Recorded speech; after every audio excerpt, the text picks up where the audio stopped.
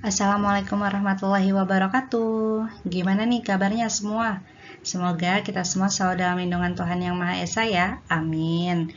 Oke, kali ini kita masih akan membahas tentang prosedur rapat dengan tujuan pembelajaran, yaitu agar kita dapat menerapkan prosedur rapat dan dapat menyelenggarakan rapat dengan baik tentunya setelah kita mendapatkan materi kali ini.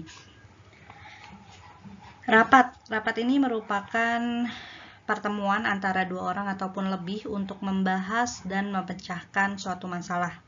Rapat menjadi media komunikasi antar manusia ataupun pimpinan rapat dengan stafnya. Rapat juga digunakan sebagai media komunikasi kelompok yang bersifat tatap muka yang sering diselenggarakan atau dilakukan oleh banyak organisasi, baik itu swasta ataupun pemerintah. Pokok bahasan yang akan kita bahas di sini ada 4. Yang pertama adalah pengertian, jenis-jenis dan syarat dari rapat. Yang kedua adalah tujuan rapat, unsur-unsur rapat, dan tata tertib dari rapat. Lalu yang ketiga adalah prosedur rapat, etika rapat, dan gaya komunikasi. Dan yang keempat adalah rapat dan jenis-jenis dari telekonferensi. Nah, untuk pokok bahasan pertama dan kedua, kita telah membahasnya dalam video sebelumnya. Jadi kalian dapat mereview kembali video tersebut untuk mengetahui dasar-dasar dari apa yang sedang kita bahas saat ini. Untuk video kali ini kita akan bahas pokok bahasan yang ketiga, yaitu tentang prosedur rapat, etika rapat, dan gaya komunikasi. Yuk disimak. Prosedur rapat seperti yang kalian lihat nih di layar. Banyak sih, tapi kita harus tahu teori dulu sebelum kita melaksanakannya atau praktik. Jadi kita tetap harus cerna kalimat-kalimat ini. Oke, adapun prosedur pertemuan ataupun rapat secara umum antara lain adalah sebagai berikut. Jadi yang pertama adalah panitia penyelenggara melakukan pra-persiapan seperti menentukan masalah, tujuan, dan maksud dari rapat, lalu juga pimpinan dan peserta rapatnya siapa saja, dan mengirimkan notula rapat sebelumnya. Lalu yang kedua adalah panitia penyelenggara melakukan persiapan seperti menentukan acara rapat dan menyusunnya, menata ruang rapat, menyiapkan peralatan perangkat lunak dan keras, lalu juga peralatan menulis, menyusun bahan rapat yang belum sempat dikirim, menyusun konvokasi atau undangan rapat, menempatkan peserta sesuai dengan fungsi dan kedudukannya. Lalu yang ketiga adalah panitia penyelenggara dan peserta rapat turut terlibat dalam pelaksanaan rapat. Seluruh peserta rapat mempunyai hak dan kewajiban yang sama. Maksudnya adalah seluruh peserta rapat mempunyai hak untuk berbicara dan mempunyai kewajiban untuk menyumbangkan hasil pemikirannya. Yang keempat adalah seorang notulis bila rapat telah selesai harus mempunyai catatan jalannya acara rapat. Nah, hal ini hal yang dicatat ya adalah inti dari pembicaraan selama berlangsungnya acara rapat.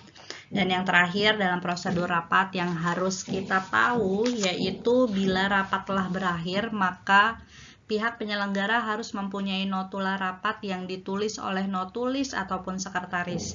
Notula rapat atau hasil naskah rapat biasanya harus diperbanyak dan digandakan dan dikirim atau didistribusikan kepada peserta rapat, baik yang hadir maupun yang tidak hadir pada waktu rapat, atau dikirimkan kepada pihak luar ataupun ekstern.